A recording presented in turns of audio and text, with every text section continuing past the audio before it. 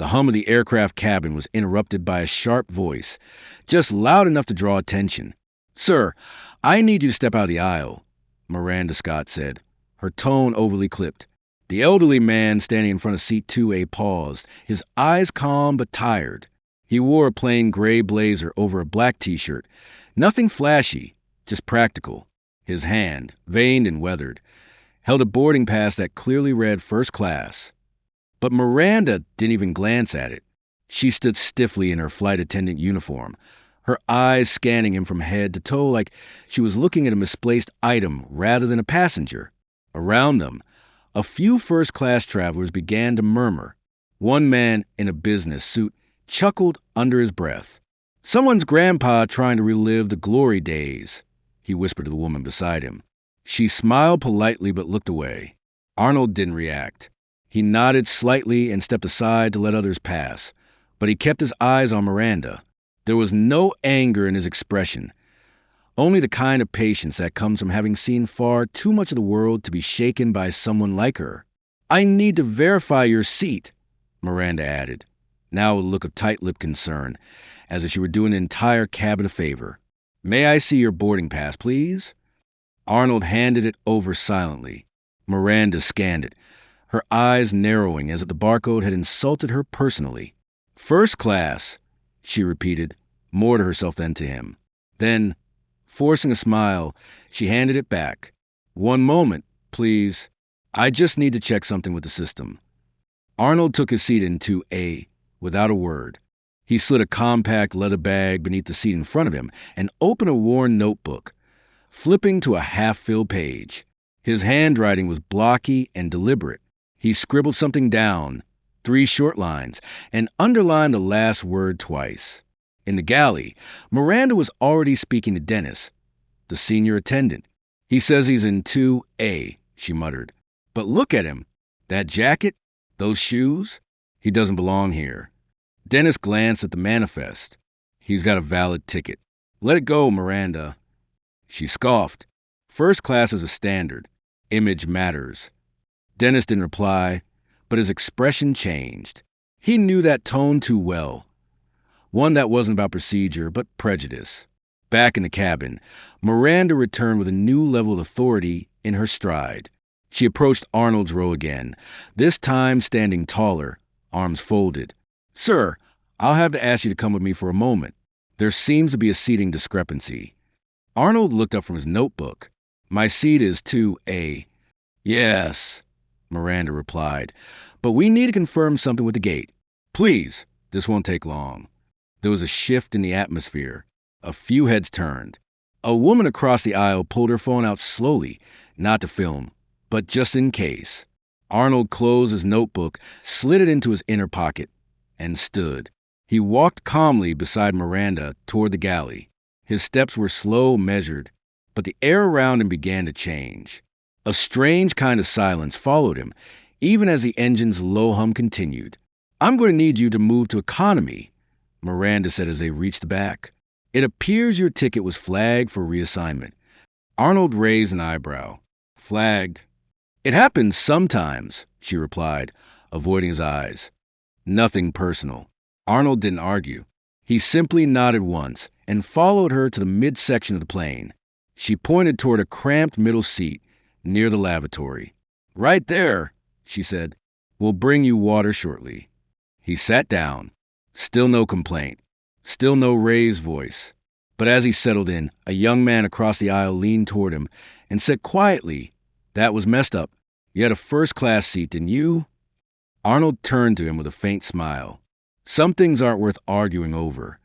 A few rows ahead, Clara, the newer flight attendant, noticed the exchange. She had been helping an elderly woman stow her bag when she caught a glimpse of the situation. Something in her gut twisted. She recognized Arnold's face, though she couldn't place why. Back in first class, Miranda sipped sparkling water and let herself relax. The tension in her shoulders eased as she glanced at the now empty 2A. She whispered to Dennis, "Crisis averted." Dennis gave her a look. "If that was a crisis, maybe you're in the wrong job." Miranda didn't reply, but in her mind, she had done the right thing. The cabin looked better now, more uniform, more expected. She didn't notice that several passengers had noticed her tone, her timing, and her unwillingness to explain. And she certainly didn't see Arnold, sitting quietly in economy, pulling out a phone, not the kind that takes selfies, but one that opened a secure dial screen. He pressed a button. No words were spoken, just a pause, then a single sentence. "It's begun." Then he ended the call and returned to his seat. Calm, unshaken, outside the plane. The sky turned golden as the sun dipped lower across the horizon. Inside, something bigger than Miranda's judgment had just been set into motion, and she had no idea who she had just displaced or what it would cost her. The plane reached cruising altitude, and the cabin lights dimmed slightly as passengers settled into their routines. Some opened laptops, others flipped through glossy magazines, and a few simply closed their eyes behind silk sleep masks. But in row 18B, Arnold remained still, his gaze fixed on the screen embedded in the seat ahead of him. His fingers rested gently on the armrest, not tense, not anxious, just waiting. In the front galley, Miranda leaned against the countertop, checking her reflection in the metal panel beside the coffee machine. She reapplied a thin layer of lipstick, smacked her lips once, and gave herself a quick nod of approval. "Honestly," she whispered to no one, "who books first class looking like that?" Dennis walked past her, catching just the end of her comment. "Still on that," he said, his voice low. "We've got 6 more hours in the air. You might want to let it go." Miranda shrugged, unfazed. "I'm just saying, these days, anyone thinks they can buy a seat up front." He didn't respond, but the silence between them said enough. Back in the economy section, Arnold reached into his inside pocket and pulled out his notebook again. A few nearby passengers cast sideways glances, not at him, but at the odd contrast between his calm demeanor and the way Miranda had treated him. A woman seated diagonally behind him tapped her husband's arm. "That's the guy from earlier," she murmured. "He got moved." The husband looked over discreetly. Weird. He didn't even argue. Just then, Claire approached with a water bottle and a soft smile. "Here you go, sir," she said, placing it gently on his tray. "If you need anything else, just let me know." Arnold nodded appreciatively. "Thank you, Clara," he said, glancing briefly at her name tag. "You're very kind." She smiled, a little caught off guard by the sincerity in his voice. "I'll be nearby." As she walked away, Clara glanced back once more, then made a quiet note on her service pad. Something didn't sit right with her. Not just because Miranda had reassigned a first-class passenger, but because she sensed something deeper, like Arnold didn't just belong in first class. He belonged somewhere even higher. Meanwhile, in the front of the plane, Miranda was in the middle of her service rounds, handing out champagne flutes and canapes with robotic cheer. She stopped beside a passenger in 2C, a man with designer glasses and a silver watch, and asked if he'd like another glass. "Only if you sit and drink it with me," he smirked. Miranda laughed lightly, brushing her hair behind her ear. "Tempting," she said, and moved on. Just as she turned, she caught a glimpse of Dennis, staring from the galley with an unreadable expression. Miranda's smile faded. "What?" she mouthed. Dennis shook his head slowly and returned to his task. The tension between them had grown since the incident with Arnold. It lingered in the air like static, invisible but ready to spark. A few rows back in business class, a teenage boy with curly hair stood up, fidgeting with his camera. He had been filming casual travel vlogs throughout the flight. But now, something about the earlier commotion had caught his interest. Quietly, he pulled up the footage he recorded earlier, the moment Miranda confronted Arnold. He hadn't been trying to capture drama, but it was all there. Miranda's tone, the way she blocked the aisle, the disbelief in her voice as she questioned his seat. He zoomed in slightly. The footage was clear, very clear. He glanced at the passenger beside him. "You think this is going viral material?" The woman raised an eyebrow. "If you upload it, tag it right." The boy nodded, already typing on his screen. Moments later, a short clip was saved, titled, "This man was kicked out of first class for no reason. Flight attendant embarrasses herself." In row 18B, Arnold's phone buzzed once. He glanced down at the notification. It was a link, He tapped it. The video had already been shared to 3 internal channels. He exhaled slowly and closed his phone. In first class, Miranda stood at the front of the cabin near the intercom. She was explaining dinner options, her voice cheerful and clear. Tonight's selections are filet mignon with truffle mash or wild mushroom risotto, she said. But halfway through the announcement, her voice cracked slightly as she noticed a ripple of attention pulling toward the back of the plane. 2 passengers were whispering behind Ray's menus. Another was scrolling quickly through a phone. A man in a suit let out a short humph, shaking his head. Miranda tried to continue. "We'll begin serving shortly," she finished, forcing a smile. When she returned to the galley, Clara was waiting for her. "Hey, Miranda," Clara began cautiously. "Just so you know, someone in business class was filming earlier. It looks like they might have posted the video. The one where you move that man." Miranda's face went cold. "Posted where?" "Online," Clara said, lowering her voice. "It's already getting shares." Miranda turned away, her pulse quickening. "People record everything now," she muttered, more to herself than to Clara. "They always twist the story." "I don't think they had to twist anything," Clara said gently, and then walked off. For the first time since takeoff, Miranda felt something she hadn't expected. Doubt. Not about protocol, not about ticketing, but about judgment. Her own. And across the cabin, in row 18B, Arnold sat still, unbothered, unreadable. The flicker of a smile danced briefly at the corner of his lips. Not smug, not cruel. Just knowing. What came next wasn't going to be loud. It wasn't going to be chaotic. It was going to be precise. The hum of the engines continued, steady and unbroken. But something else now buzzed through the cabin. A quiet electricity, an unspoken current that seemed to ripple from row to row. The video of Miranda's confrontation with Arnold had begun its slow climb to the digital world, shared by passengers mid-flight, reposted on private groups, and now picked up by someone far beyond the aircraft. In seat 18B, Arnold's phone vibrated again. He didn't flinch. He simply glanced down, saw the name that flashed across the screen, and unlocked the device. A message had come through from a secured channel. 3 words. National Eyes Watching. He locked the phone, folded his notebook, and waited. Up front, Miranda tried to pretend she hadn't noticed a shift in the air. She moved mechanically, offering drinks with a tight smile, speaking softer now, as though volume could undo what had already been seen. But every time she made eye contact with a passenger, she sensed something different.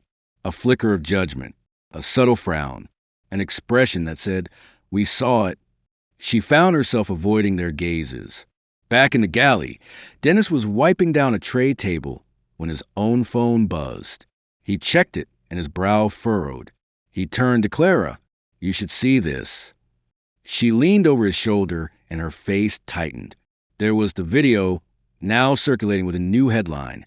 Asterisk, man humiliated in first class over appearance, but the crew didn't know who he was.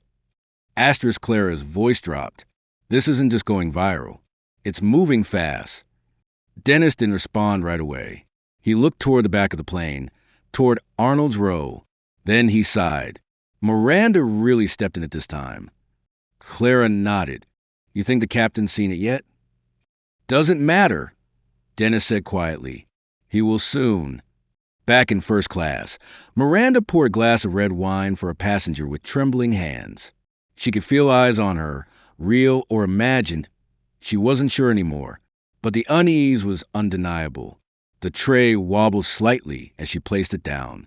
"Ma'am," the passenger said, his voice polite but pointed. "Are you all right?" She blinked. "Yes, just turbulence." But the plane was gliding steady as silk.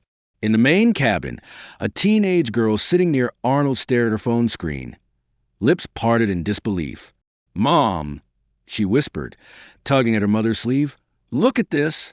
"That's him right there." She pointed subtly toward Arnold, who was quietly sipping his water. Her mother leaned in, eyebrows lifting. "Is that real?" The girl nodded. "It's everywhere. My friend just texted me. He saw it on 3 different pages." The mother lowered her voice. Do you know who he is? The girl shook her head. No, but apparently someone big. Arnold didn't look their way. He remained composed, as if unaware of the conversations blooming like wildfire around him. But his silence only made the mystery grow. A man who didn't flinch when insulted, who didn't raise his voice, who didn't even correct anyone, who just waited. Another buzz. This time, it came from flight deck. The captain picked up the direct line from the airline's ground operations. His expression shifted mid-conversation. He stood up straighter, listening intently. Then, without a word, he handed the phone to the co-pilot and stepped out into the corridor. His eyes scanned the passenger manifest, and when he saw the name he was looking for, his breath caught. Arnold Beckman. He didn't need to ask twice.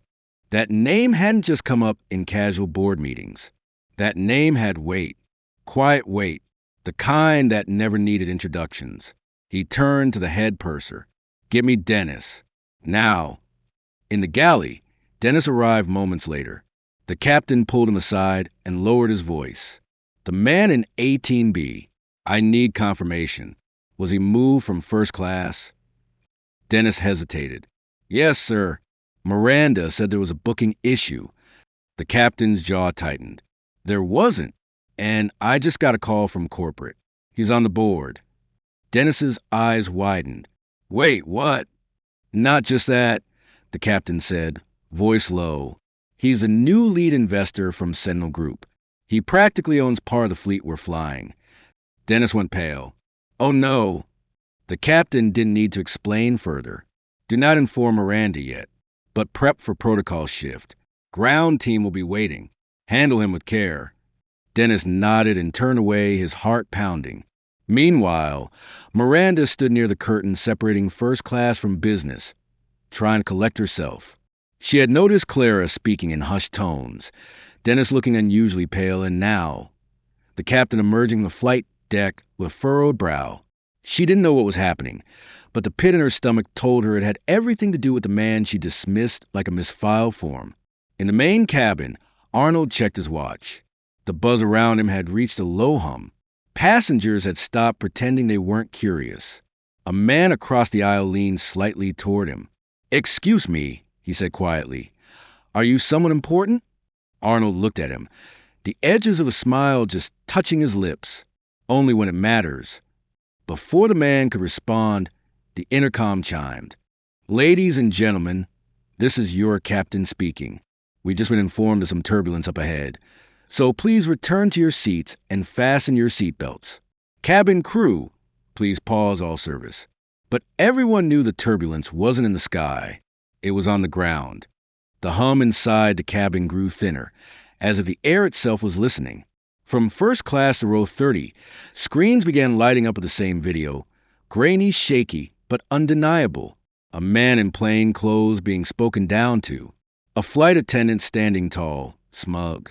A boarding pass snatched, and in the center of it all, the face that no one had recognized, Arnold, framed in silence, unbothered, and yet unmistakably powerful.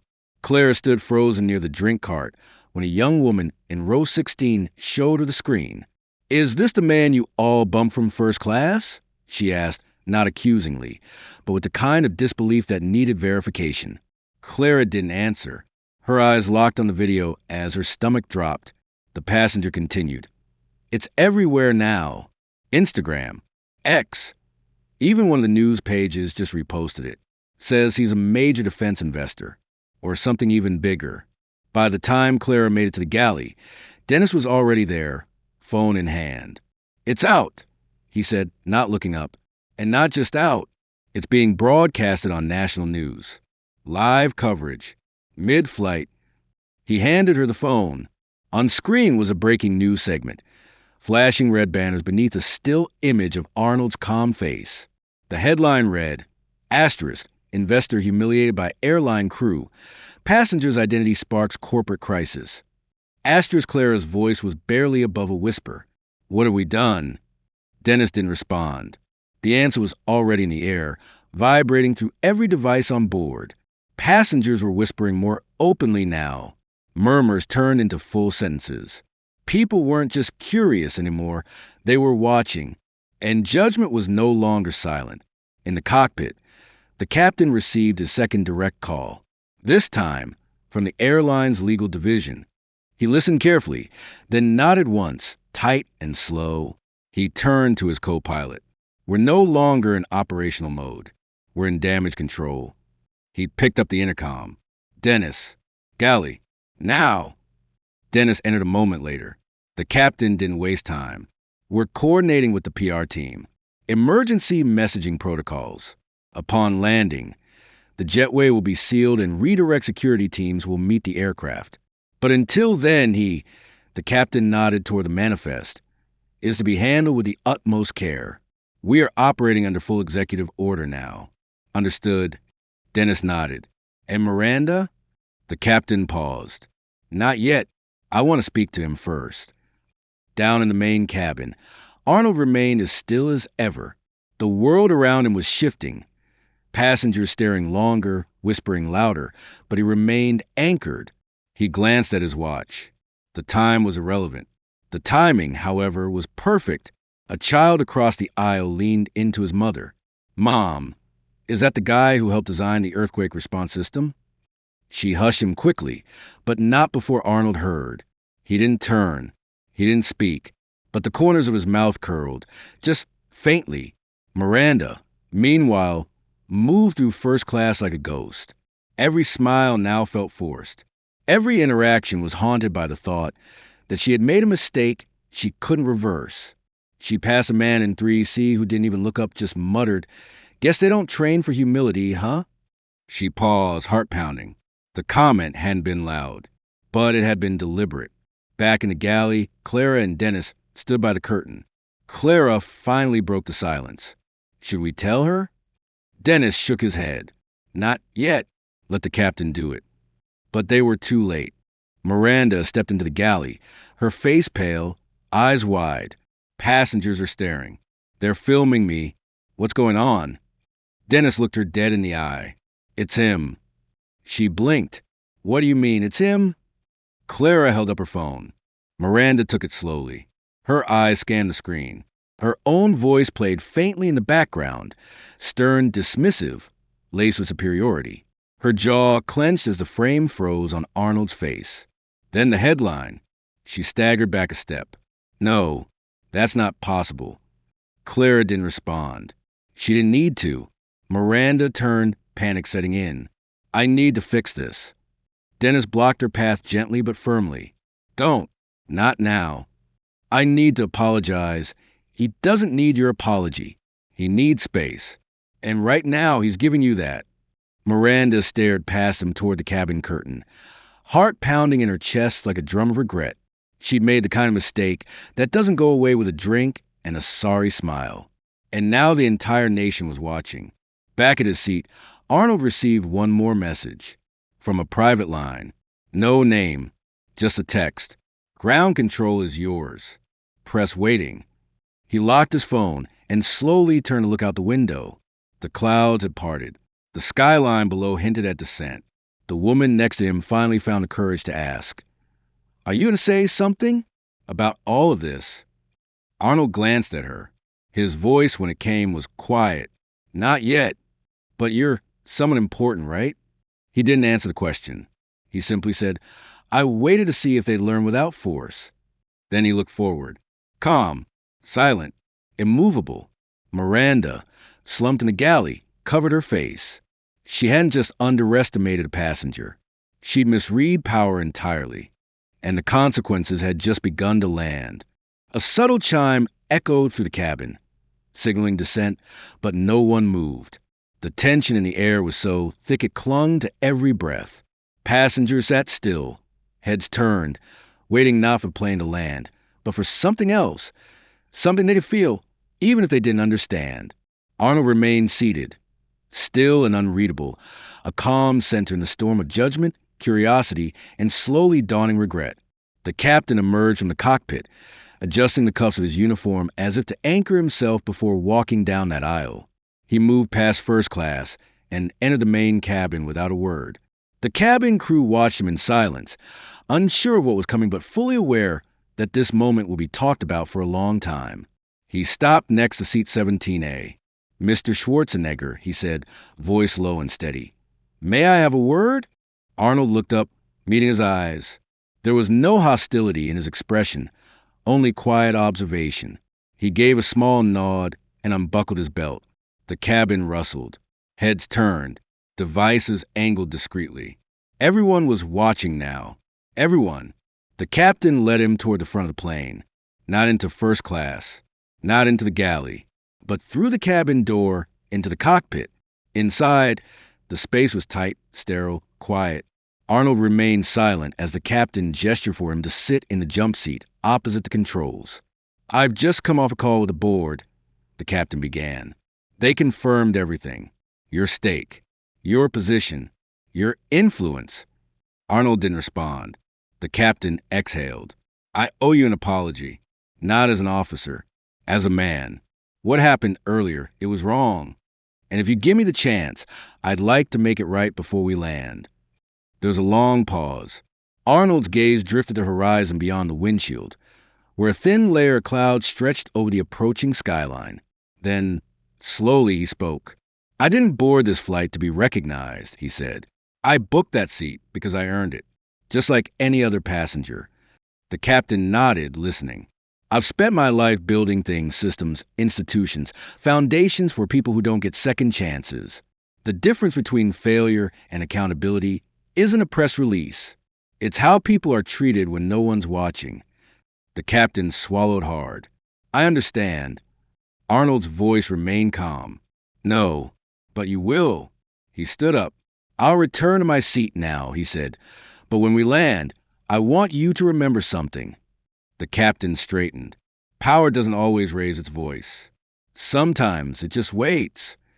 He stepped back into the aisle, and the cabin changed. Passengers moved aside without being asked. A man in row 5 quietly rose and offered a seat. Arnold declined with a gentle shake of his head and walked back to row 17.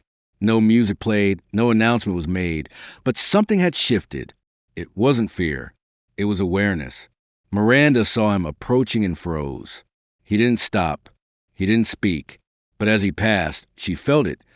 The weight of what she'd done, mirrored in the silence he carried with such poise. She turned, taking a step toward him. Sir, Mr. Schwarzenegger. Please. I didn't know. He stopped.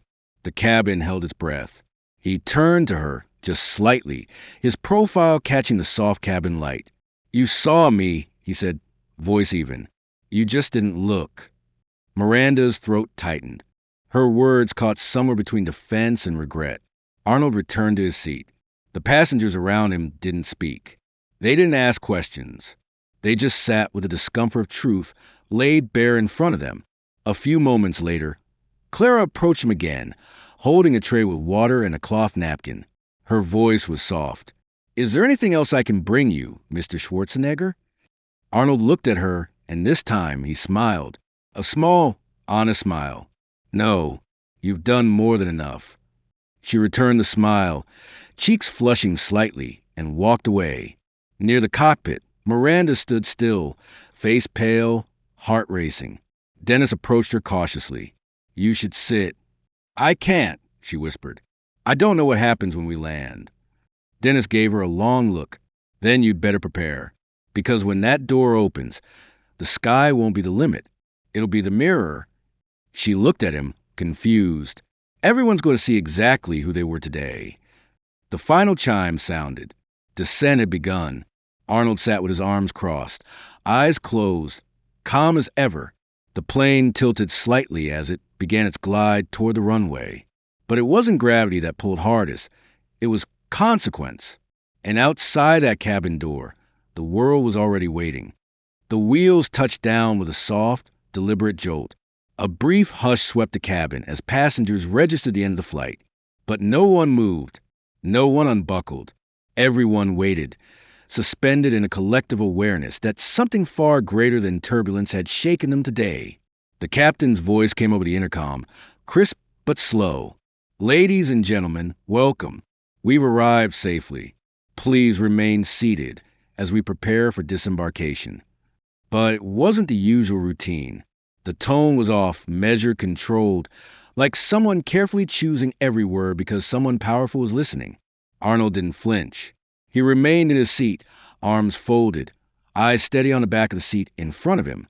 Clara passed by once more, giving him a respectful nod. He gave her a single look in return, one that carried quiet thanks. There was no need for more. Toward the front, Miranda stood frozen at the galley door. She had fixed her smile into place like a shield, but it was thin and cracking. Her eyes kept darting toward the exit, where a small group of uniformed airport security officers had just appeared through the glass of the jet bridge. She spotted two men in dark suits among them, one of them holding a tablet, the other speaking into a discreet earpiece. Her stomach twisted. Passengers began rising, but slowly. Some glanced toward the main cabin, their eyes drifting to Arnold, as if waiting to see his next move before making their own. A few avoided his gaze entirely. Others looked down, guilty, remembering how easily they dismissed him when he first boarded. Arnold remained seated, unmoved by the flurry of activity around him. He reached into his bag and pulled out a simple black cap. Nothing branded, nothing flashy. Just something to wear low over his brow when he walked off this plane, not as a spectacle, but as himself. Miranda turned sharply as Dennis approached. "They're here," she whispered. Dennis didn't ask who. "They're going to want to talk to me," she added, voice cracking under pressure. He nodded. "Then you better have something to say that doesn't sound like panic." The passengers ahead began to file out. As the aisle cleared, a new tension filled the air, thicker, heavier. Miranda stepped back, clutching a tray she didn't need, pretending to straighten it. The door opened. The suited man stepped in first, his expression unreadable. "We're here to speak with Mr. Schwarzenegger," he said quietly to the flight crew. Miranda flinched at the name. The captain stepped forward. "He's in seat 17A. The suited man nodded and gestured to his partner. A few officers remained by the bridge, not moving yet. They didn't approach Arnold. They didn't need to. He stood on his own. No applause. No music. Just a rustle of bags and sound of a man walking forward, unbothered, as if the very ground shifted to accommodate him. As he neared the front, the passengers fell into silence once more. Miranda turned to face him, the forced smile gone. All that was left now was the raw edge of humiliation and dread. Arnold stopped just before stepping through the cabin door. He turned slightly toward her. Not enough to make a scene, but just enough for her to feel the weight of what was unsaid. She opened her mouth, but no words came. He looked at her, calm and composed. "You thought I didn't belong," he said quietly. "Now you know exactly where I do." And then he was gone. As Arnold stepped into the jet bridge, the suited man escorted him toward the terminal. Not to the security office, not for detainment, but to a private lounge where a press representative from the airline was already waiting. The man greeted him with a respectful bow of his head and a folder full of damage control documents. Arnold didn't even glance at it. Back on the plane, Miranda stood frozen. She was still in uniform, still technically the lead flight attendant, but her presence now felt like a ghost. Dennis moved past her, gathering trash, keeping his head down.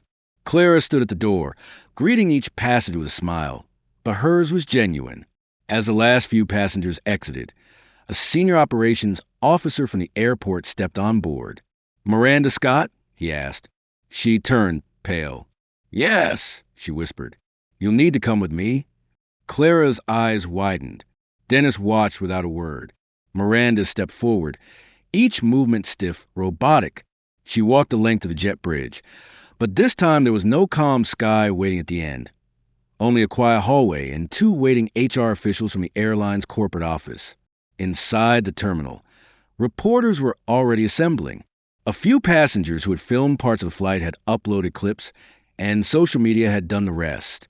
By the time Arnold sat down with the airline board's representative in the lounge, 3 major news networks had already picked up the story. But Arnold wasn't speaking. Not yet. He sipped a glass of water, declining all requests for comment, because sometimes the loudest statement is silence. And right now, the silence belonged to him. The elevator doors opened with a soft chime, revealing the top floor of the airline's corporate headquarters. Glass walls framed a sweeping view of the city skyline, but Arnold didn't glance outside. He stepped into the executive lobby without hesitation, his movements quiet and deliberate.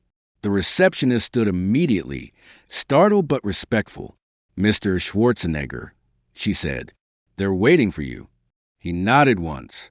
Down the hall, behind a pair of frosted glass doors, the boardroom was already in session. Around the long, polished table, a dozen suits sat stiffly, each one aware that this meeting was not routine.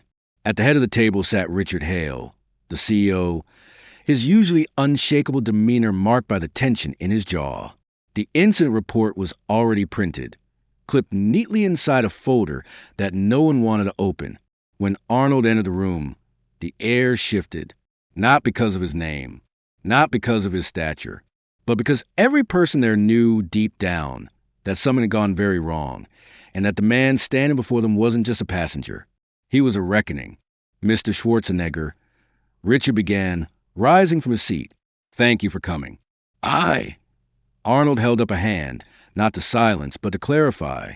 "This isn't about me," he said calmly. "This is about a system that allowed judgment to replace judgment, that let someone's bias outweigh someone's dignity. I'm not here to be appeased." There was no anger in his tone, just conviction. One of the board members leaned forward, clearing his throat. "We want to assure you, sir, that disciplinary action has already been taken. The employee has been suspended pending formal review." Arnold nodded slowly. "That's a consequence, but it's not a correction." The room fell silent. He placed a small black notebook on the table. A few pages inside held names, people who had come forward in just the past 12 hours. Crew members, passengers, staff from previous flights. All of them quietly sharing similar experiences. Some brushed off, some reassigned, most ignored. "She wasn't the first," Arnold said simply. "She just happened to be the one you couldn't dismiss." Richard Hale rubbed his temple, tension finally surfacing. "What would you have us do?" Arnold looked him in the eye. "Change everything," he said. "Training, reporting, oversight, and not behind closed doors. Publicly. Make it known that what happened on Flight 287 wasn't an isolated error. It was a symptom. Fix the disease." No one argued. They couldn't. One executive dared to ask, "And if we don't?" Arnold leaned forward slightly, his gaze unwavering. "Then I'll make it known. Loudly. And I won't be alone." A beat passed. Then Richard Hale closed the folder in front of him and nodded. "We'll begin drafting a full initiative. Internal policy revisions, external statements, and public commitments. And we'd like you to be involved in shaping that process." Arnold didn't smile. He didn't gloat. He simply said, "Then let's begin." Later that day, as the statement went live across the airline's digital channels, a quiet stir echoed through the industry. It wasn't just that a board member had intervened. It was how they had done it, with composure, with resolve, without spectacle. The message was clear. This would not be swept under the rug. Meanwhile, somewhere across town, Miranda sat in a bare conference room, the letter of termination on the table before her. The HR representative had already left. There were no dramatic scenes, just a simple document and a signature line at the bottom. She stared at it for a long time, then finally picked up the pen. Outside the glass, the city moved on without noticing. But inside her chest, the realization settled like weight on water. She hadn't just lost a job. She had lost the person she thought she was. And maybe, just maybe, that was the beginning of something else. Back at headquarters, Arnold stood in the hallway once more, speaking softly to Maya, his longtime assistant. She held a folder with printed drafts, notes scribbled in the margins. "Schedule a follow-up in 3 months," he said. "I want to see the numbers. Not just promises." Maya nodded, already set. He turned, heading toward the elevator again. As the door slid closed, Maya watched him go, knowing full well this wasn't about power. It was about protection for every future passenger, for every person who had ever been dismissed without a reason that could be written down. That evening, the story broke across national news. The footage of Arnold calmly disembarking the plane. the silent nod he gave to Clara, the moment Miranda was quietly escorted away. But more than the visuals, it was the tone of the report that resonated. A quiet man had stood his ground, and an entire system had listened. Arnold didn't speak to the media. He didn't post online. He didn't need to. Change was already in motion. And as the final line of the board's statement read, printed in bold at the very bottom of the page, "We failed once. We won't fail again." The screen faded to black.